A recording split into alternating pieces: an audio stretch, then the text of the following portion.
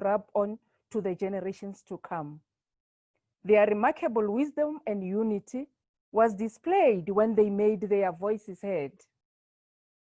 Bringing the point of discussion home, I must say that many systems were put in place in our policing environment to ensure equal recognition and treatment of women in blue. Further, I admit that it has not been easy. It has not been an easy journey, and it could not when you have to deal with patriarchy that had been entrenched since time immemorial. Our constitution is recognized worldwide as being the best, followed by pieces of legislations that seek to protect and uphold the rights of women. Ratification of the Convention of the Elimination of All Forms of Discrimination against women indicated commitment that the country has on emancipating women. This led to the government departments obliged to put measures in place to ensure empowerment of women and gender equality. Ladies, it has been a journey that I can write a book about. However, time does not allow in reliving that history. I am proud to say I was part of the initiatives to ensure women network and support amongst each other in the previously male-dominated policing environment. Dealing with stereotypes, even amongst women, where we were made to believe the lies that we are not capable to hold positions like our male counterparts. That was the order of the day. And changing my mindset it's not a once-off activity. During the dawn of democracy, representation of women in the decision-making levels of the South African Police Service was about 1%. And currently, women constitute about 38% of the senior management. Though this is not where we are expected to be, it is a progress that is worth celebrating. Looking where the SAPS is coming from, operational environments were previously a no-go area for women in the police. That has since been changed. We have women provincial commissioners, we have women station commanders, we have unit commanders, etc. Women in policing are remunerated equally to their male counterparts. There are programs in place that specifically focused on women empowerment.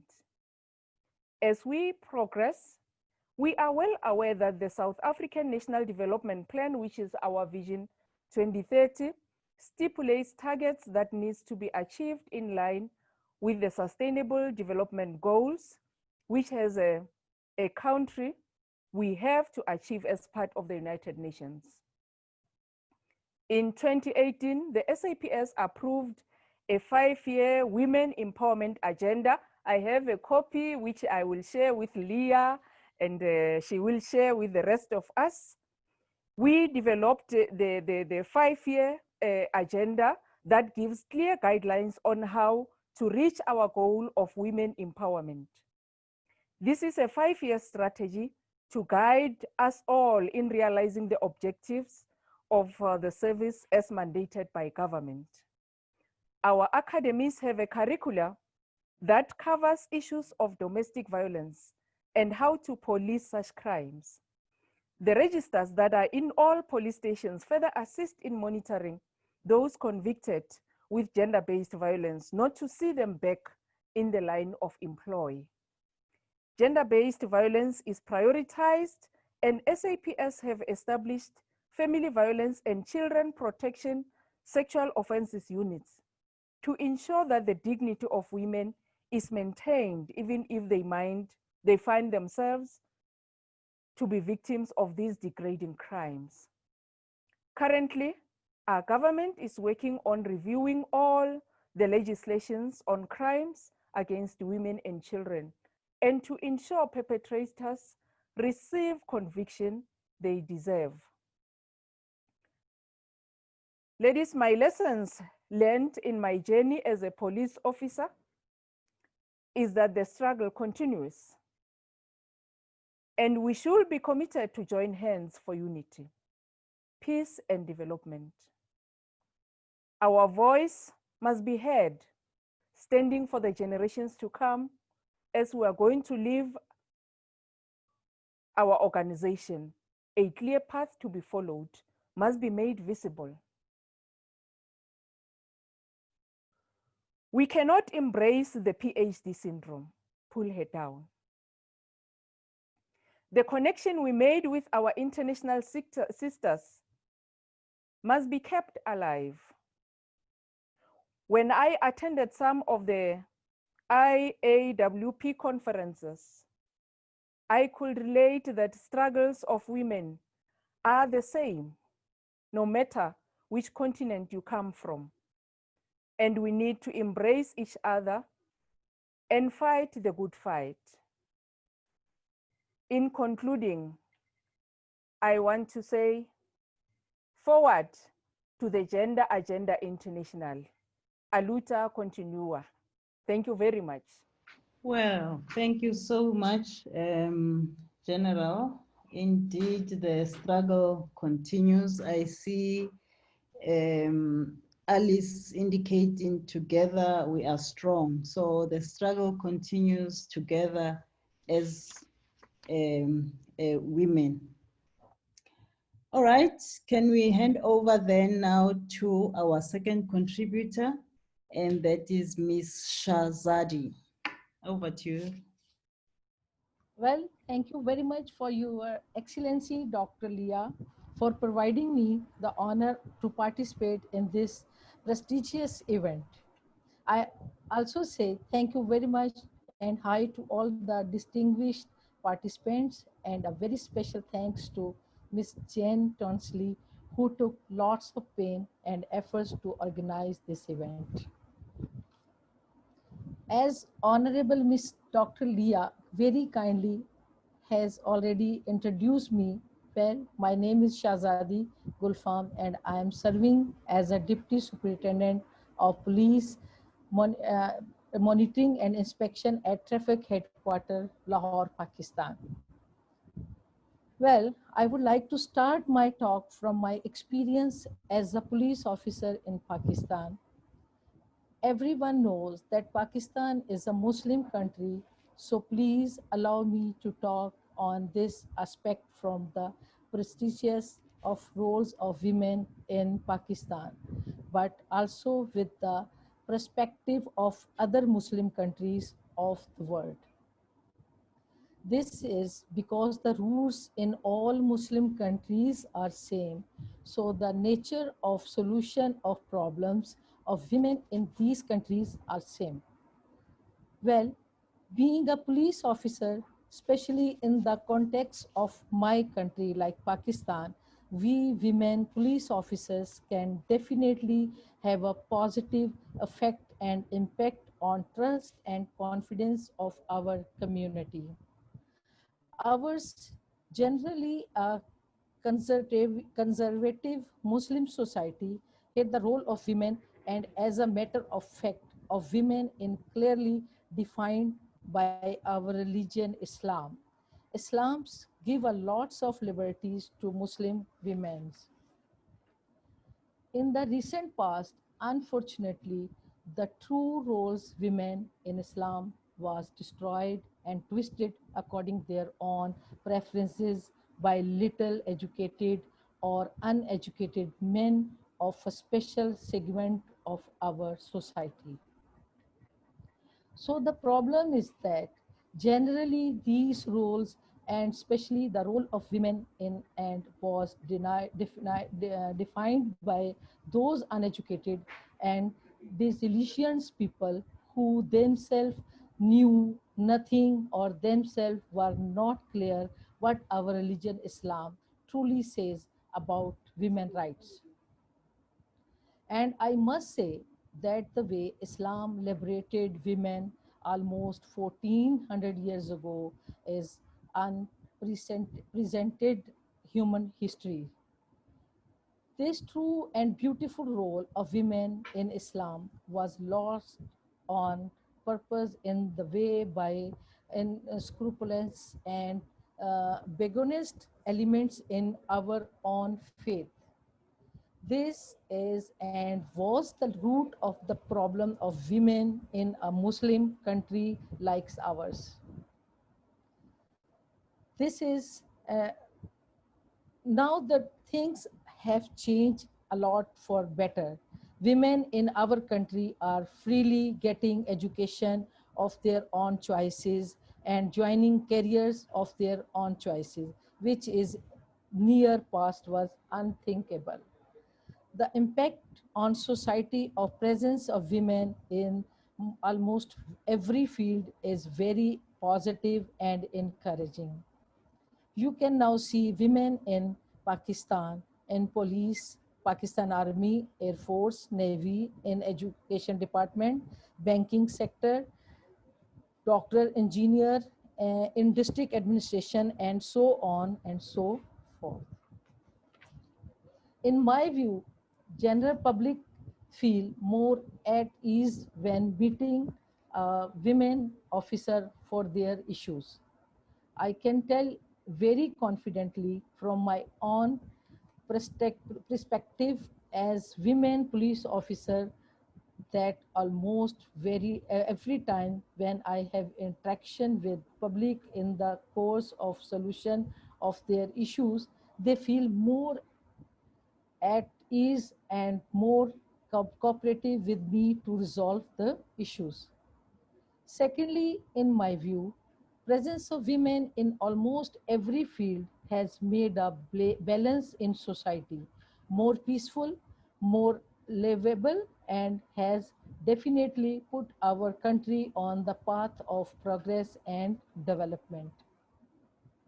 Third, important on which I would again like to give my view is what it will take to deliver change. I say that this is a rather complex question to deliver change in policing on newer and new modern lines would require a joint and synchronized efforts from Parliament to review and promulgate new legislation in place of old and redented policing laws. Education department to assimilated in textbooks the respect for law and for law enforces from the junior classes and teach the laws relating to ordinary person in ordinary circumstances like traffic law, etc. Human rights activists to help Parliament in promulgating modern police law and to help guide police department with guidelines relating interactions of police personnel and ordinary citizen. Organization of workshop, seminars, and lectures for police staff to apprise them about the modern and contemporary ways to improve their existing police structure. Lastly, I though I am not in a position to give advice to new generation of young women police officer, but these are my view after 30 years plus in police, which I would like to share with upcoming new generations of young women police officers. Well, the time have changed a lot since I started my career. When I started, then in those times, there was no social media, no cell phone, computers, and modern gadgetry. For a common man, it was totally non-existent. But now we see that all these gadgets are in the access of almost every person in almost all over the world. Definitely, these modern innovations have completely changed the way of living of the world and have made our lives very comfortable. But at the same time, we have introduced a new classes of very serious crime. I mean to say white collar crime and cyber crime. These crimes are impossible to track with old kind of policing. So my message to young women aspired to join police forces is to master the knowledge of all these new machines so that they can easily handle and solve these very complicated and highly technical cases where this modern gadgetry is used. My second advice would be to put compassion and love for humanity into their services, because somehow without this there is great chance that we become a robot like person who deal very serious crime against humanity without feeling the deep pain felt by the victim, whom we are trying to help under the law. Thirdly, work hard and always remain ready to face and bear the wrath of the oppressors and criminal, and do your job without and fear to give relief to the victim according to the law of the states, because my experience is that criminal and sociopaths always wield more power and influence on the police officers to get away cleanly from their crime. Make this impossible for them with your courage, commitment to your job. Well, thank you very much once again for giving me the time to speak in this very august house. Thank you and may God bless you. Thank you very much. All right. Now, thank you. We will obviously still engage on some of those issues and also, personal experiences. As we continue, I just want to say how happy we are. I see that we are joined by people from Scotland. We have got Kosovo, London, Sweden, UN Women UK, as well as UN Women Kosovo. And then we also have participants from South Africa. So this is really very exciting. As we move along, we now invite the president of the International Association of Women Police, Madam Deb, to talk to us. Thank you very much. Hello, everyone. So it looks like I'm joining you from the East Coast of the United States today, and I'm very happy to be part of this conversation and to have been invited. I was asked to prepare some remarks on some very specific questions. So this turned out this was a little bit of a rabbit hole for me. I was asked about some of the challenges that I faced early on, how I would deal with those, or how I did deal with those, and what I would recommend to females coming into law enforcement today, and in light of some of the challenges that I faced. So I'll share a little bit with you, if I may, about the time that I joined policing and sort of what the climate was like. And I share in common with the other speakers sort of the time that we all joined into policing. So and let me start by saying that I look back on my career as an amazing career, a wonderful opportunity, and I have absolutely no regrets about my career choice or the path that it took me on. So that's really important for me to say. So I joined policing in 1985, and when I think back on that time period, I think of it as modern day policing. It's for some young folks, it might seem like an eternity ago, but we had moving into a modern phases of equipment and philosophy and thinking. And, we were past the point where women couldn't get into police jobs. There weren't a lot of us, but we didn't have to go to court to get these jobs. So this was a time of promise and opportunity. And it was only a few years before the major transformative shift of community policing arrived on the scene in the early 90s. This was a pretty modern time. So when I joined, I was only 1 year out of college. I was very young. I was 23 years old, which to go into policing is, I still think, and I was a very young 23 years old. I joined the police department in my academy class. There were 3 women hired, and that brought a total of 5 women on our agency. And we were an agency of about 170 at the time, and we were in a city in Massachusetts with about 100,000 people at the time. So again, considering it was a modern and progressive agency. So despite all of that, pretty early on, I faced some challenges, and unfortunately, opportunities that were presented for me actually helped to further some of the challenges that I faced.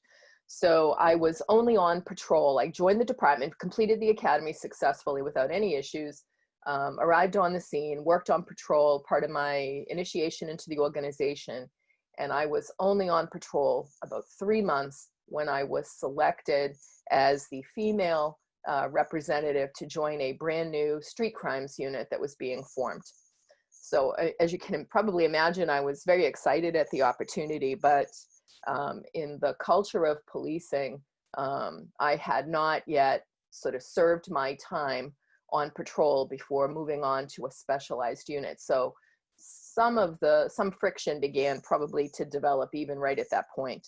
But one of the philosophies I had early on, and it was shared to me by others that I trusted, was take advantage of every opportunity that's presented to you, because if you don't, someone else will eagerly take advantage of that opportunity, and it still may not mean that you won't face challenges inside the organization. So after only about 4 months in that special street crimes unit, I was moved yet again into a detective assignment because there were no female detectives investigating sexual assaults. So in less than a year, I was already a detective. And part of that came about because I showed promise. I mean, honestly, they judged you at the time based on the quality of your written reports and your detailed investigations. And that's how I was identified. And there was still a desire and a need to move women into key positions throughout the organization. And so like I said, in less than a year, I was already a detective. But that began to, as I said, present some challenges to me that I didn't fully appreciate at the time. I think that one of the most important lessons I learned, and I still today, it's evident, it's the leader, whether it's the leader of a nation that sets a tone and leads you down a path, whether it's good or bad, the leader of the organization that sets the tone, or the leader of a small unit. And in my case, I really didn't begin to experience any difficulties until I transferred to a small unit inside the police department, still working as a detective. Initially, when I went in there were no issues because the supervisor set a very serious and strict tone with high expectations of work performance and behavior in the unit, and everything moved along quite well. But then there was a change of leader in the unit, and very quickly, almost overnight, the dynamics shifted, and we had a supervisor who was very competent in investigative skills, but very hands-off in terms of daily management of the unit. And there seemed to be more of a philosophy that the end justifies the means. So not only did I begin to experience some problems, and the reasons that I believe that I began to experience these problems is because I had a reputation of being forthright, probably being a bit outspoken, and high integrity standards, which really presented probably a perception of a threat to the environment in the unit. And so the subtleties were there. I think this is the challenge for all supervisors inside law enforcement agencies, is to not necessarily look, we have to look for the overt stuff, but it's the subtleties that really begin to cause the most significant problems. So for example, people are ostracized or isolated, and that's not always readily apparent unless you look for it, right? So one of the things that we have to worry about in policing is whether or not you have a support, whether you have support on investigations, whether you have detectives that are sharing information with you, whether you have backup in times of need, whether you can rely on the support of your coworkers to assist you. So pretty quickly on, I began to experience all of that, the isolation, the overt actions of being made to feel unwanted in the unit, and ultimately aggressive harassment. And I ended up suffering a potentially career-ending injury as a result of not having the support of my coworkers in the course of my duties. So, but I was also equally stubborn. I like to think of myself as resilient but very stubborn. And I felt like I had earned this spot as a detective, and I was very good at my job, and there was no way that I was going to seek a transfer from the unit. So despite a lot of stress, many a day, a lot of apprehension about going into work, I toiled along. On one particular day, I felt like they had crossed the line, and I did in fact go forward and speak to a supervisor, and the words I used was, "I demand you do something about this." I never heard another word. So the one time that I did come forward and speak to a supervisor, there was no follow-up, no action taken. No one sat me down and asked me what had been going on. But as you can imagine, in a climate like that, in a small unit, and you have the bad behavior going on, it doesn't just apply to coworkers. So this sort of bad behavior leads to problems in the workplace in other ways, in the quality of investigations, complaints from the public, and so forth. So this situation ended up resolving itself when something else bubbled up that involved public scrutiny, and the supervisor was changed. A couple of the coworkers were removed and a new supervisor put in, and immediately the situation resolved.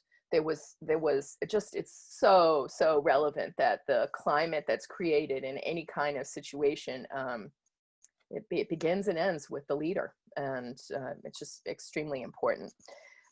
So I will end that piece, that section of my my career, if you will, by letting you know that as life went on, as the career went on, I continued to work with a couple of these people for the next 25 years. So here's a point. Would I change any of that? Well, I would like to have had less stressful days going into work. It didn't go on forever, but I would like to not have experienced that. But what I will say is that, again, my stubbornness and my resilience, it motivated me. Because they would try to suggest that my work wasn't as good as theirs, that I wasn't as smart as them, things like that. And so it came time to study for promotion. And so I can't say that I was particularly interested in actually achieving promotion, but my goal into that process was to simply score higher than they did on this promotional exam. Well, not only did I do that and ultimately get promoted and began a whole other trajectory for me, but 25 years later, I can tell you that not one of them advanced their career beyond that level that they were at that day. And a couple of them ended up working for me for significant portions of their career later on. So that was sweet to just, just sort of get past that. So again, I go back to probably the biggest lesson I learned early on is the importance of a supervisor. And I carried that with me always as I continued to advance through the organization and move on. But it left a message also with me that there was little hope that if I did face additional problems, that the agency would be supportive and address them. So what would I change? Well, as I said, I'm not sure that I would change. I don't think I'd go back and change too much of it. I wish the road would have been a little bit easier, but I don't regret that it motivated me and set me into a different mindset and path, and just helped me build my resilience for a very satisfying and rewarding career ultimately. But so my advice to new officers today, as in life, you will be judged by who you associate with, so select wisely.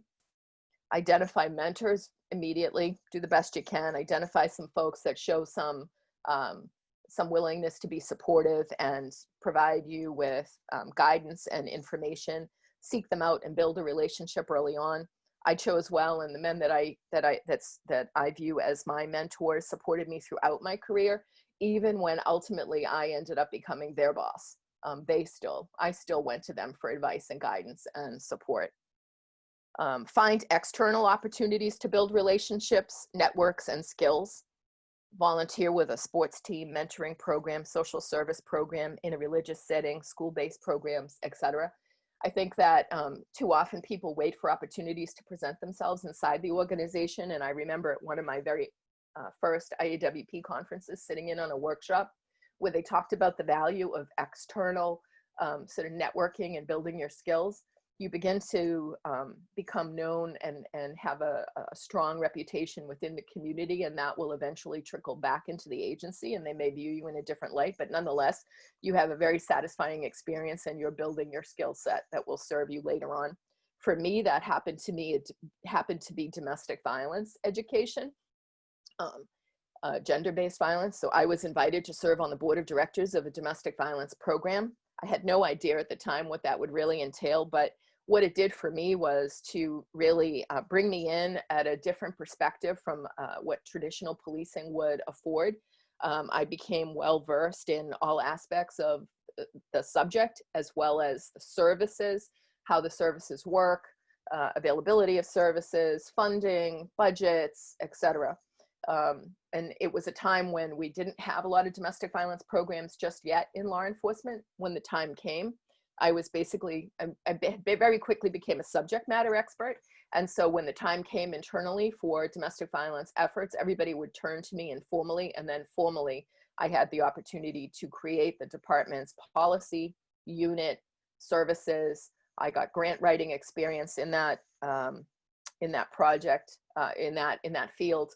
And was able to secure more than $1 million in grant funding for our city because we developed innovative collaborative strategies based on those years worth of building relationships. And it was very important. So the second place that I always talk about is the IAWP, and how important it was to me in those early days where I felt isolated and not, there weren't a lot of women, and I didn't have folks to turn to.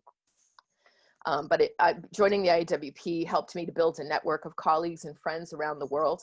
They were there for personal support, professional contacts, mentoring, and camaraderie. The training helped me build my resume for advancement.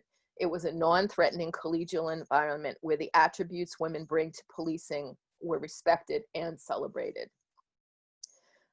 As I said before, use every opportunity to your full benefit. If you turn it down, someone else will take advantage of it. Recognize early on that you will never be one of the boys, and that is perfectly okay, that women bring unique attributes to the profession, and those are just as important and should be celebrated and recognized. Decide early on what your short-term and long-term goals are, and figure out how best to achieve them and work towards them. And then this may sound a little bit odd to say this, but plan for your career after the PD. So if you have a secondary interest or a specialty that interests you, build your credentials and have a plan to use these skills post-policing. Whether this becomes part-time work in retirement or the plan B, should you feel the need to leave policing. I think that having something to fall back on that will bring you personal satisfaction and it's something of interest will give you peace of mind and freedom and the ability to move on should you find yourself in that in a need to do so. I think that you can become trapped and with nowhere to when you think that you can't leave a very unpleasant environment because you don't have something to fall back on. And what will it take to improve female representation? Again, I think that leadership, whether it's at the national level, agency level, or again, within the working environments of a unit.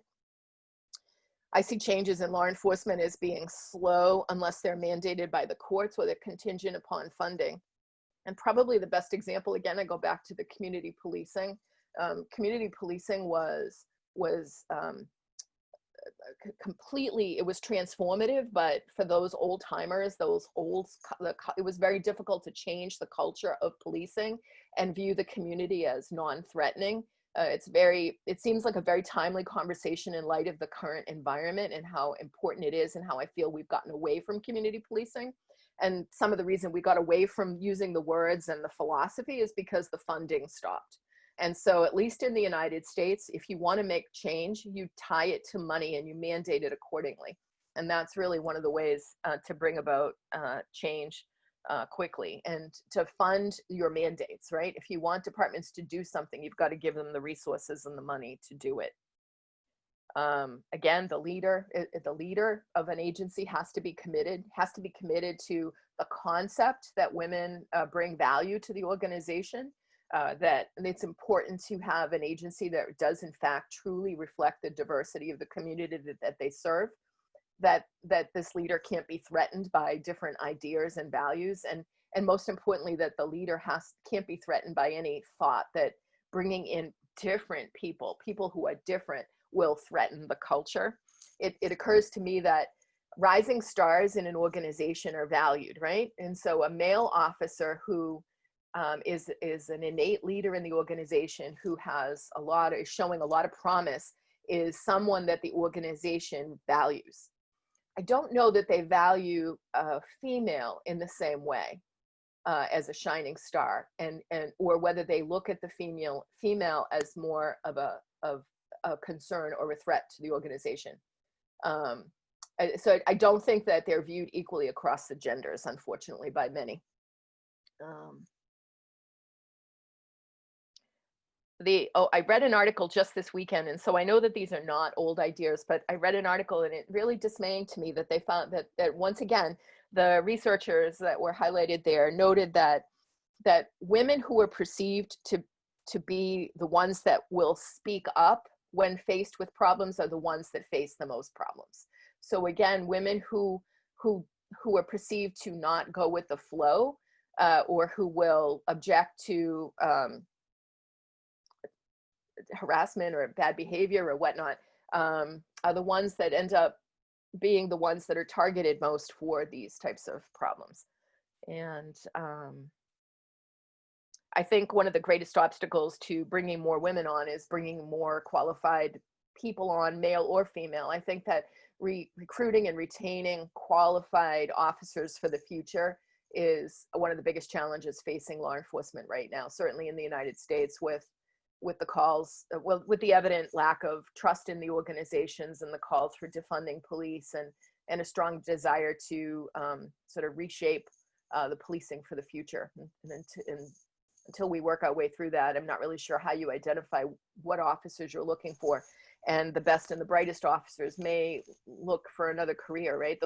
Those young college students that we're all excited about coming into law enforcement may not be viewing it as the best career choice right now.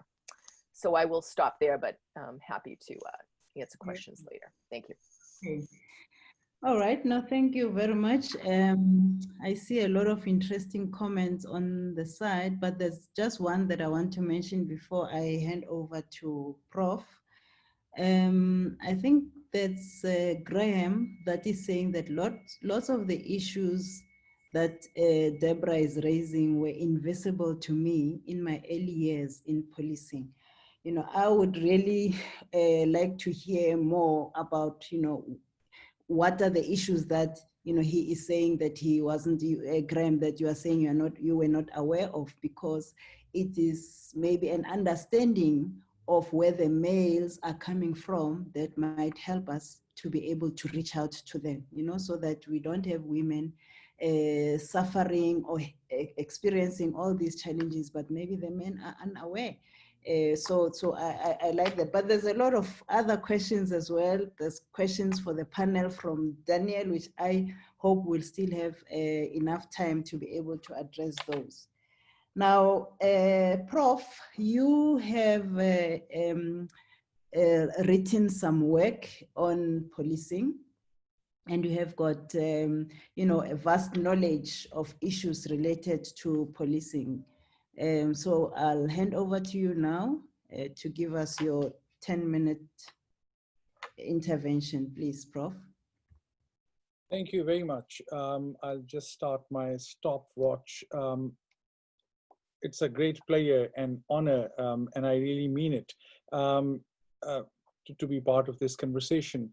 I'll also say to the organization, GAI, it's a great initiative, and we must support and appreciate these kind of initiatives, which are so critical to create awareness.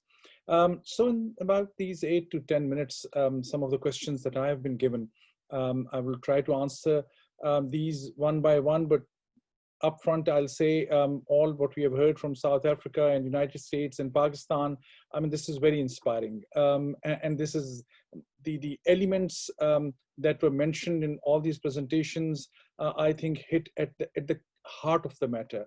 I will be re-emphasizing, slightly reframing maybe some of the points, but I'll begin with the first question which I was given: what guided my interest in terms of recognition of these gender equality within police, and my work as a former police officer in Pakistan 25 years ago, and then as an academic and as a policy analyst and teacher in the United States for the last 20 years in my adopted homeland. And I will start with 3 shocks that I had received. And these 3 shocks explain the puzzle to me. The first shock was in 1996 when I was an assistant superintendent of police. I was appointed in Pakistan's Khyber Pakhtunkhwa province. So it's the Pashtun area closer to the border of Afghanistan. I had moved from Islamabad. And Islamabad, I was serving in the staff of late Prime Minister Benazir Bhutto of Pakistan. So it's a country which had elected a woman as the Prime Minister, not once, but twice. But when I reached my area, Sawabi, where I was taking this task, it was 8 or 10 police stations there, 3 police stations that I was leading. And I learned that there was only 1 woman police officer in that whole district. 1.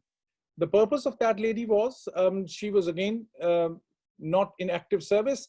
Whenever there was a raid that had to be committed, and this was an area where there were cultural issues in terms of when you raid a place, whether you're taking precautions and taking care of, or you're respectful towards women. So only in those cases at midnight, when we were raiding a place, again, raiding criminals' places, we would have that lady in front of us just to show, yes, we have this one lady which showing we respect. I mean, this was just tokenism. This was just to show off.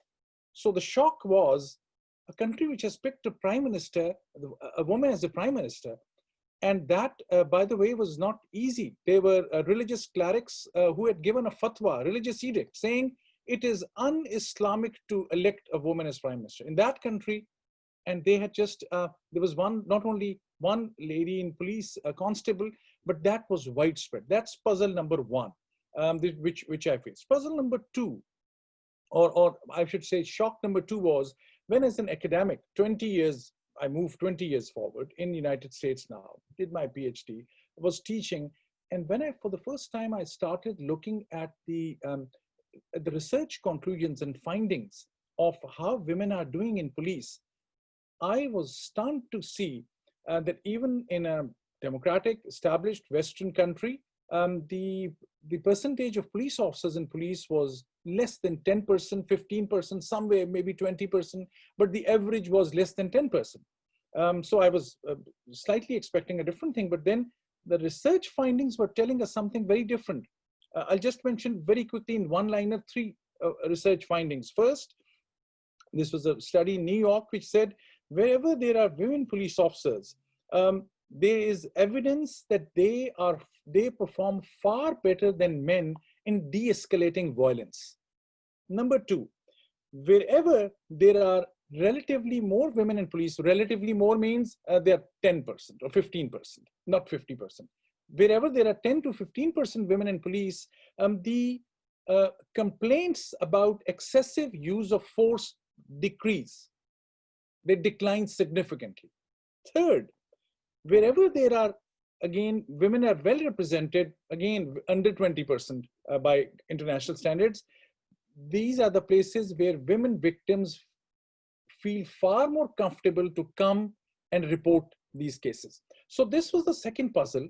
If it is so obvious and so clear that more women in police will do better, why that's not the case? Why that is not led to policy?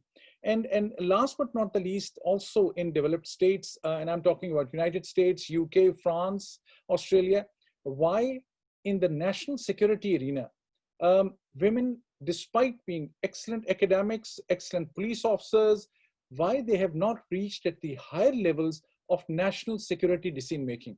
So what is it that is causing that bias in these countries? So these, I may not necessarily have answer to these puzzles, but I wanted to raise these. That's what had shocked me.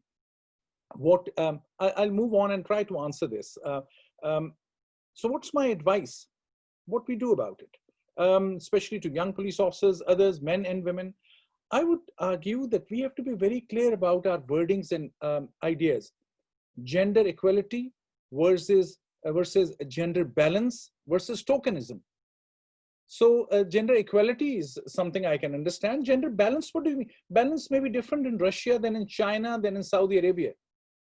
So it is what we should ensure. It should not be tokenism, just like the district where I had served. And I was so happy to see Deputy Superintendent of Police Shehzadi Gulfam. I also saw in the chat room Superintendent of Police from Pakistan, Maria Temur. I salute them, because I know how difficult it is, and I'm sure in other countries as well. But these in Pakistan, I know firsthand from my experience, it is a far different world today in Pakistan, and we must salute women how they have done it. So because they faced this tokenism, and they created their space within that sphere of tokenism by showing, no, they are not only on merit, they perform better than men.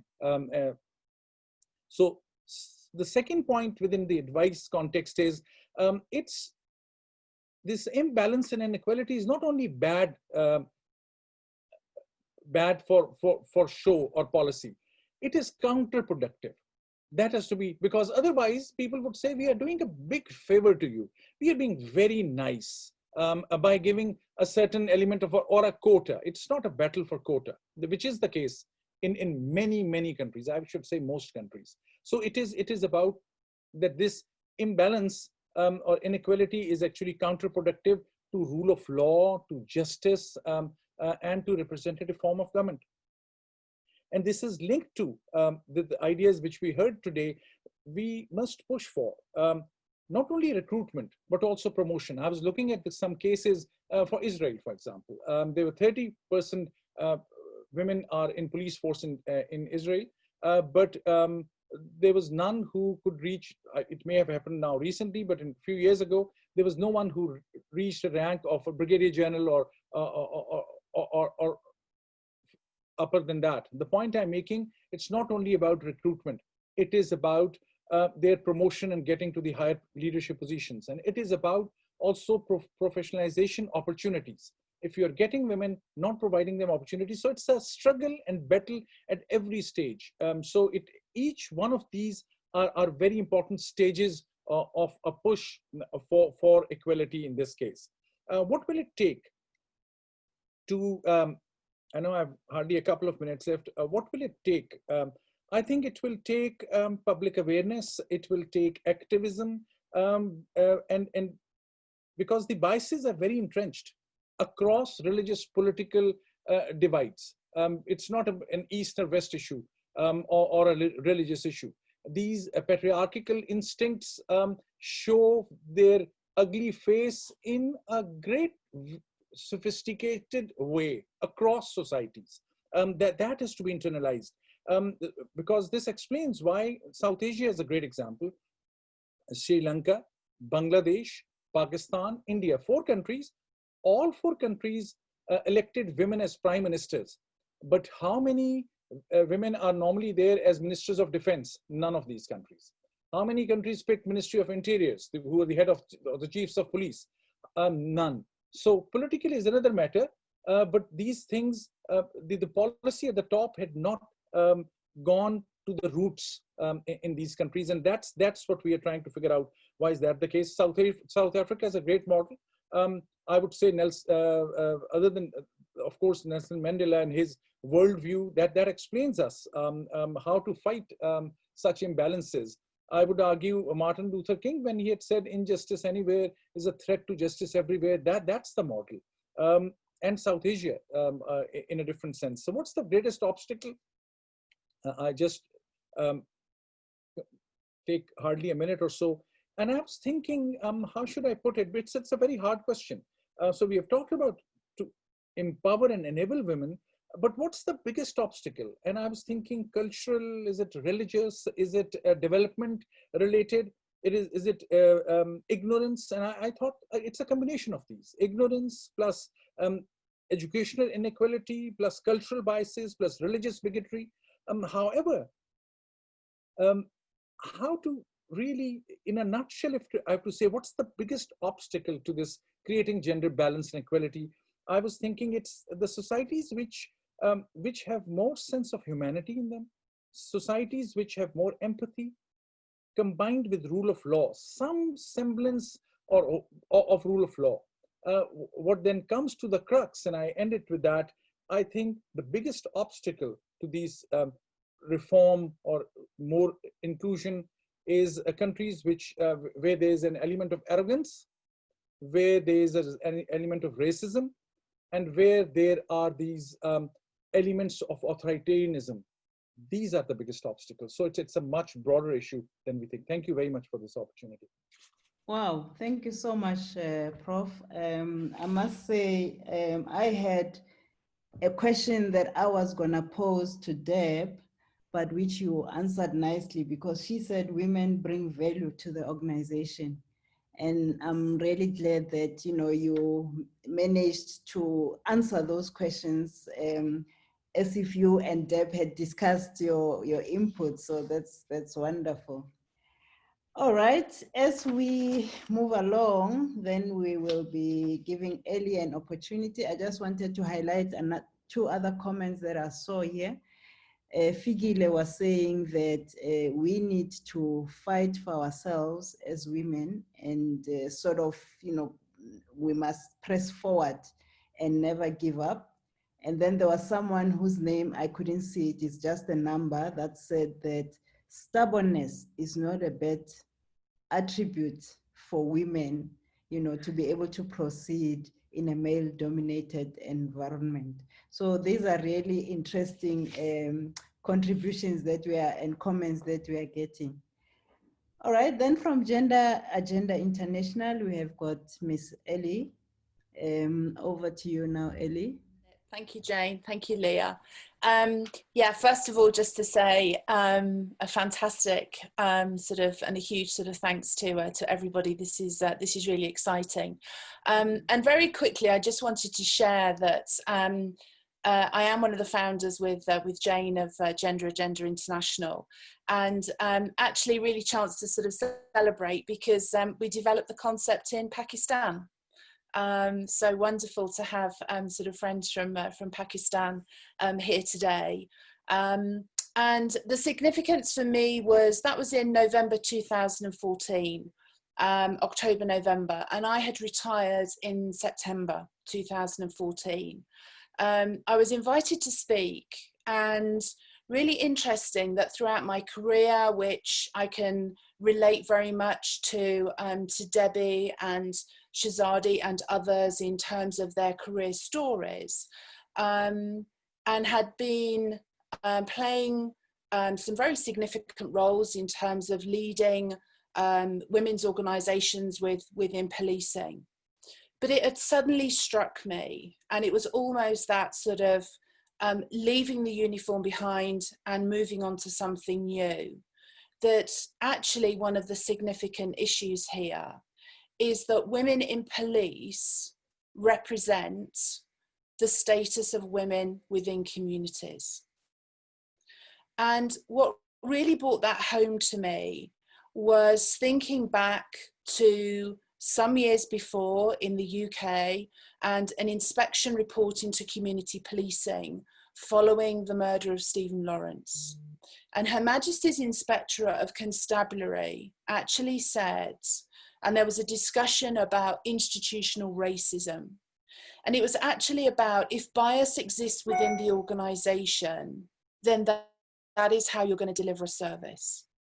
And it struck me then, and lots of people have referenced within the chat about being male dominated. But for all of us, whether we have a bias, whether it's homophobic, whether it's racist, whether it's sexist, that doesn't change according to what clothes we're wearing.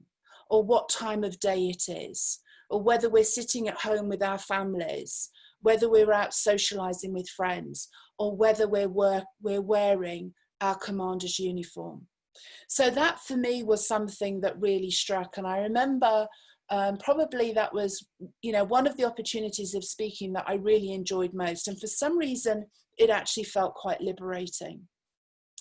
And so what I want to really just sort of share with you, and I think what we've touched on is very much about what happens within inside the organization. We've talked about culture, we've talked about leadership, you know, should women change? Is it about policy? And again, some great comments here in the fact that, you know, it isn't just about bringing in a new policy will change attitude and change behavior.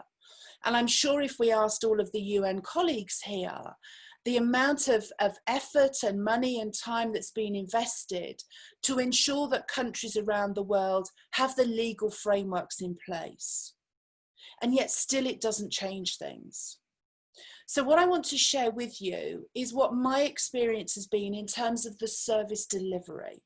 Because what I fear is that if we focus purely on increasing the numbers within the service and the representation within the ranks, I don't want us to be here again in 10 years' time and saying, things still haven't changed, or there's a new problem.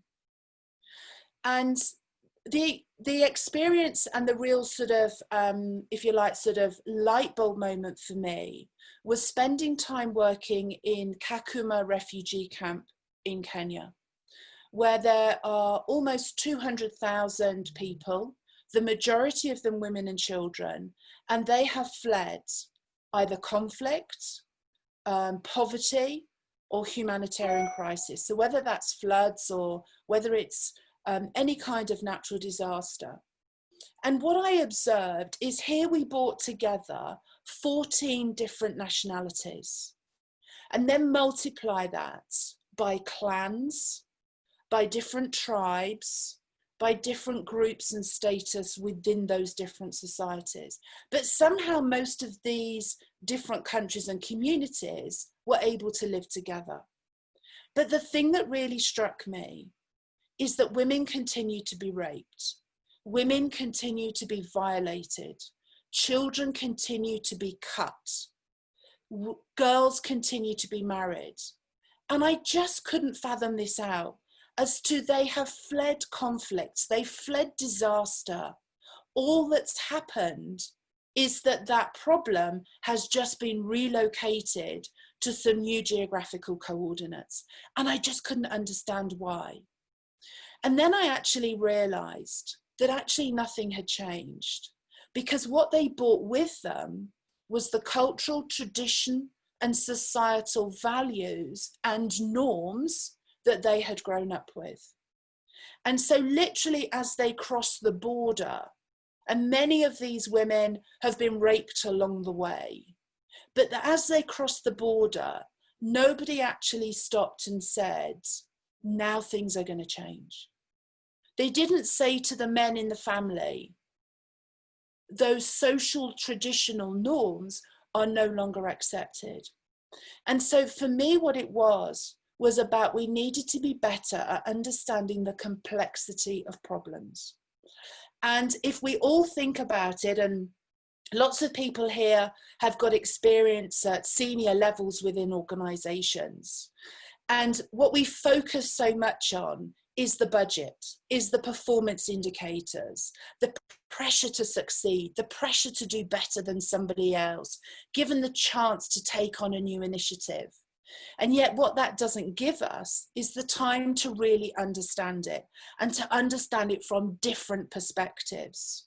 How often do we really reach out to other people in a network like this, or people within those communities, to actually go and ask them, what's your perspective on this? And I think one of the problems for policing is we're trying to deliver in the same way, but to different challenges, to different problems. We have a society that is far less tolerant of order than ever before. because we've encouraged people to have those confidence. Why does the UN push so hard on do no harm? Because actually, while we're giving these people wonderful opportunities, we must also consider the impact and the influence of that. So actually what I think, and the lesson for me, is I didn't really understand the complexity of the problem. And I just want to share with you just one example from my time here in Kenya. So I spent a lot of time in Kibera, actually one of the largest townships in East Africa, and clearly can very easily relate to colleagues in Bangladesh and colleagues in South Africa as well. And spent time with young girls there who really struggled in terms of their own confidence, of feeling empowered, but also heard the reality about being exploited. And I heard from a police officer there that young men in gangs had realized the value of a sanitary towel as a commodity. And that sanitary towel exploited that girl, and she was raped. She was raped on a monthly basis in exchange for sanitary towels. And so never ever, and Jerry, another colleague here, will very much be able to relate to the thousands, the millions of pounds that's been invested in policing over the years to address these type of issues. But never ever would have I considered that actually the provision of a girl with sanitary towels will protect her from rape. So I challenge everybody to think about fundamentally changing the way that we do things. Let's not be tied by budget, by performance indicators, by trying to outdo others to win that merit star or to win that award for the best particular initiative. Let's really think about, to what extent do we understand the complexity of the problem? And I believe if we do that, we will develop better organizations. We will change the way as an organization that we approach things. We will change the culture. Because otherwise, as I say, I fear that if all we do is focus on those quotas, we're not going to continue to develop the rights of women. Thank you, Leah. All right, thank you, Ellie.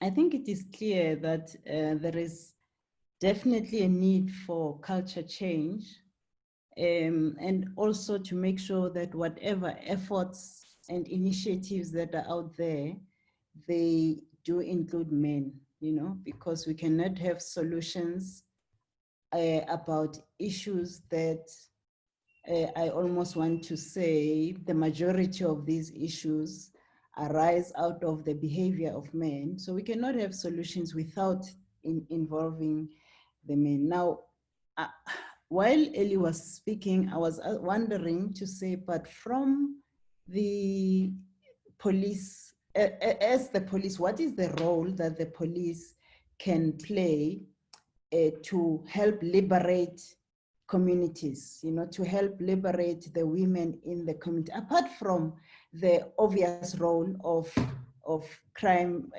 prevention and so on. But what is the role that maybe I even want to say, probably starting with the police women, you know, how can they reach out there to the community? Is there any role they can play to help the women in communities to deal with these gender based issues that we are facing? And it's not a question for Ellie, it's a question for all our speakers. I just want to check with Jane as well, whether we will still have time for people, if they want to be unmuted, maybe one or two of our other participants, if they want to make comments. But yeah, that's the question I'm asking. But maybe I will ask Deb to reflect on that, to say, but is there any role that the police can do to assist communities out there, apart from the, you know, the obvious role of dealing with the crime elements? I think that, I know for me, I spent a significant portion of my career working with victims of crime. And so the relationships of trust, so this is This is another, I think, a fairly significant thought. There's so much work that we do that's not valued as traditional. Again, the culture of the organization doesn't necessarily value some of the work. So those of us that toiled in the trenches with sexual assault victims or juveniles or the domestic violence, that wasn't always valued as, you know, it wasn't the homicide unit, or it wasn't tactical policing. There's just different things that are valued greater by the organizations, if you will. But my feeling on that is that when you work in those types of units, as I did, you're working with the most disenfranchised members of your community. And certainly we were a city of immigrants, and there was always a new wave of immigrants coming from a new country that we hadn't yet had visitors. And so we were, you know, they were victimized. They were, as Ellie said, the trouble found them pretty quickly as they tried to assimilate into the new homeland. So my belief is that those workers who were not necessarily valued by the organization are the ones that you really need to call on. Those are the ones that are building your community trust and relationships that will serve you well in terms of that greater basis of trust with the community. So I think we need to shift what we value inside the policing agencies and certainly recognize that. So that would be one sort of generic statement I would make on that. No, definitely. Thanks, Deb. I saw a comment from Mary who is involved in work similar to the work that is done by Ellie. And she says here, police women should be empathetic to females when they report cases. As a matter of fact, there was another conversation I was involved in, and their focus was on the reasons why people do not report gender-based violence cases. And they were indicating that even when they report, they find that the police do not understand, do not treat them with respect. And as a result, people just decide they're not going to report. You know, sometimes they're sent back. If a woman goes to report, they're just sent back to say, no, just go back home and talk to your husband. Or if I go and arrest your husband, who is going to take care of your children, who's going to put food on your table. So I think these are some of the issues that people are struggling with. Hi, everyone. First of all, thank you, Jane, for inviting me on this very, very, very interesting meeting. And I'm so pleased to be part of hearing all your speeches and comments. It is wonderful, really. As Jane know, and my friends from Kosovo, Taibe and Spresa, I am working with police almost for 20 years. I am not a policewoman, but I like to work with policewomen. So, and with Jane and International Women's Association for many years. And I would like to thank all of them for all results achieved till now. Regarding women police role working with communities, I think this is a critical one, because knowing that different groups have different security threats and different protection needs, especially when we talk about women and girls.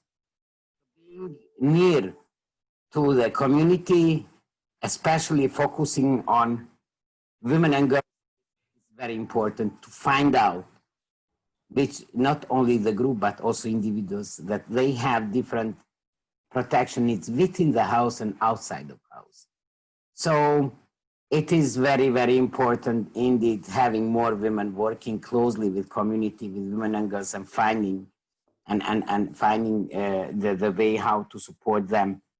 Regarding having critical mass, I am for that, having critical mass and having a lot of, and this is what I'm working with support of Jane and other colleagues, having more women in the police, especially at this decision-making level. It's very important, but it's very important those women to be gender sensitive. Mm. So Yes. ministers, but how many of them are gender sensitive? Mm. There is a tendency to adapt to the male culture of organization, like police, and then start to behave like a male and feeling shame why they are focused on women.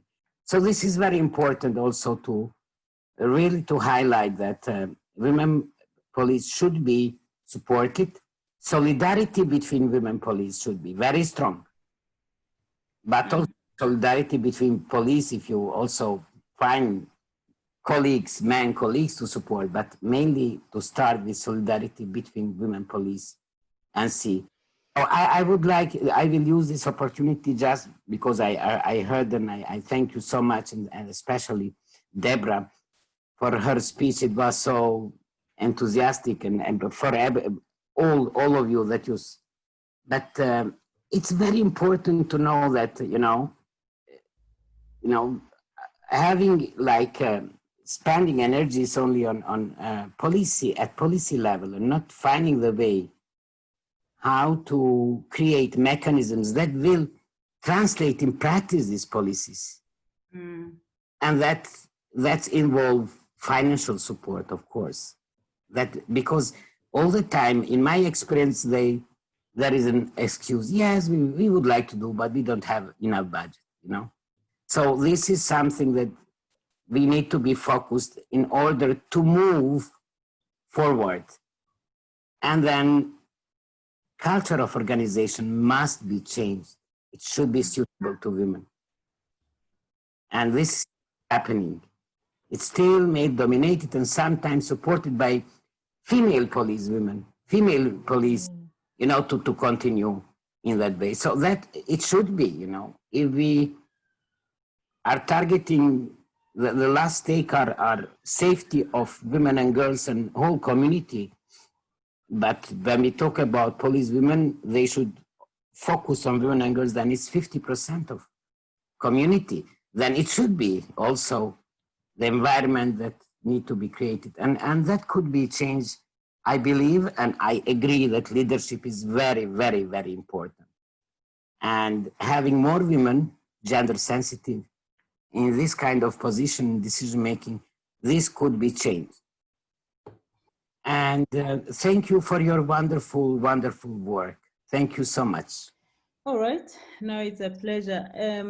Prof, I'm just wondering, having heard what Flora said and looked at Mary's comments, maybe here is a topic for one of your students to look into, where they think that women have to be sensitive.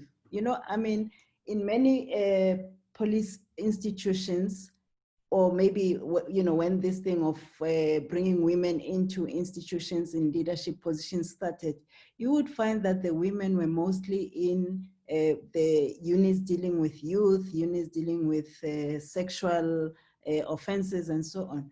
But here we have got people who are out there dealing with victims who are saying that, sometimes the very same women are stigmatizing, they are not sensitive towards the needs of the victim. So maybe that is something that we need to begin to look at. While personally, I'm one of the people who are saying women cannot just only be in those units. They have to be out there, like Deb was saying, they need to be out there doing real operations and using their strengths out there. But we also maybe need to look at this aspect that I hear it being raised today, which maybe police management is not aware of, thinking that by placing women in the units that are dealing with women issues and issues for children, then they're doing a good thing, only to find that maybe there is a challenge there, so that we know how to do gender sensitivity even amongst the women and to teach them, because probably we thought, naturally a woman is caring, but here we hear people who are dealing with communities saying that, hey, there might be a problem in that area.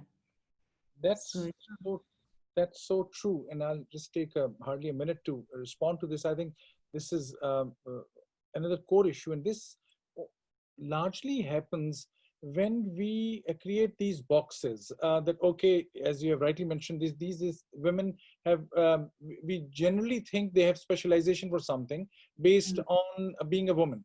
And that's when you have quota system, or when you are dealing with any group as a minority, let's say ethnic minority, not men and women. The problem arises when that minority community is overly concerned about their representation, and whether they're, let's say, black and white, or Asian ethnic groups. They won't try to be part of the mainstream. In that effort to be try to mainstream and try to look neutral, mistakes are committed. So the bigger problem is of putting people in a box and trying to restrict them to certain roles. I would argue this problem will be automatically resolved when there's a broader recruitment process that is at play. But your question is absolutely important and worth researching more. Thank you. Yeah. All right. I think we shall draw to a close now. I see some people are also leaving. Can we maybe get some final remarks before I go to my main contributors? I just want to check if from our other participants, if there's anybody who wants to make a comment or I ask. think Mary has just made a very relevant comment that, and I think it goes on to what Hassan has just said, that you know, it's not just about the gender. You know, there are so many. You know, it actually, Mary's comment brings together what Ellie said about the complexity of the problems. You know, it's not always just male or female. It might be a black female, or it could be an LGBTQI community. So, you know, and that's part of the, I suppose, the concern with some of the discussions on police reform in the United States at the moment, because it seems to be just focusing on one strand, you know, the ethnicity at the moment, which and what we're trying to do, certainly IAWP, gender agenda, is to show that, you know, this isn't just about women, the men, and it's not just about women, but actually women, not all of them, as we know from both Mary and others, but there is a general trait that women are more inclusive of all. So, and that's you know, it's that community engagement that is really important. Can we now give an opportunity to Christine? Yeah. Okay. Thank you very much. I'm even sweating. I've been struggling for almost 5 minutes, and I'm one of the BBTs. Let me express my appreciation for having been invited. I believe as police officers, especially women police officers in leadership position, we have a big role to play, in the sense that we should utilize our position to influence legislation, to have a situation where legislation is written in such a way that we will have environments that are conducive for growing girl children from a safe environment. I think that will go a long way, in the sense that we'll have young children that who grew up in a safe environment, that are confident, and that will assist as they grow up. They will be empowered. It will also contribute. One of the challenges that we have as women, especially when you look at countries like where we are still in a developing process, women are much dependent on women, on men, especially for resources. And then you have a situation where women will lack self-confidence because they do not have sufficient resources, and because they were affected as they grew up within the communities. Hence the importance of utilizing the authority that we are having to influence legislation. But also we need to ensure that we utilize the positions that we are having to educate communities, for them to know that which they worth and that which they deserve to be serviced on within the responsibilities that are assigned to us. For them, as they go to client service centers or charge office, they need to demand the services. What we did in the South African Police Service, after having done some research and gathered some information that amongst others, we have negativity from women police officers in terms of dealing with cases of gender-based violence. We came up with what we refer to as the 6-point plan. And the 6-point plan are put in information brochures. They are pasted at the client service center or charge office. So a client, as the client walks into a client service center, a victim of gender-based violence will know, they know that which is expected of them. They will know that I am not supposed to be serviced where everyone is sitting. I'm supposed to be taken to a victim support center. I'm not supposed to be sent back home to negotiate with my husband. They know those are some of the things that they have to demand. But also one of the challenges which makes women police to be negative when they deal with victims of gender-based violence, allegations are that such women will be those that are subjected to gender-based violence within their homes. Maybe it's a subject that will need to be researched as well to check as whether it is true. But I must say also in the South African police service, we are encountering a number of incidents where women will, instead of expecting them to give support to victims of gender-based violence, women will be the ones that are saying, go back home and negotiate with your husband. Thank you very much. All right, no, thanks, Bonang. Can we get the Prof Hassan? Thank you very much. I think I made all my central point. Just a couple of things. One, I would highly encourage the organizers, Jane and Ellie, to think about converting the lessons learned from this conversation into a short 1-pager or 2-pager policy paper, and then we can distribute it to a wider audience. I'm sure the recording will be available on the web, so this will help get our message, which is a very important message, help cross. I just have my final thanks and appreciation of this effort, and to emphasize need for kind of regular interaction on these lines. Thank you. Okay. No, thank you. Thanks, Prof. Shazadi? I have no words to thank you that you bring me in such a wonderful form and sharing, and I learned a lot from all of my colleagues. And once again, thank you very much. It's a pleasure. Madam Deb? Thank you very much. And again, my appreciation for having been allowed to be part of this conversation and for folks listening to my points today. Certainly as the president of the IAWP, I will keep all of these points in mind as we continue on our journey advocating for the continued advancement of women in policing. So thank you very much. It's a pleasure. Miss Ellie? Thanks, Leah. No, just to say again, just a big thank you. It's been, you know, really insightful, very inspirational, and some fabulous sort of contributions there. So I still challenge everybody to do something different tomorrow. Wow, that's wonderful. All right, no, thank you very much to our contributors and all the participants. And as you can see that we are recording this session. We'll definitely share with you and with other people the link. And thanks, Prof, for the advice to summarize the contents and the lessons learned. Someone was also saying that hopefully it will not just be talk, and I've also seen a number of comments recommending that we have other sessions as well in future. Definitely, this is what we are planning to do. It cannot be that we will just talk once, as we said, we're celebrating South Africa's commemoration of the women of 1956.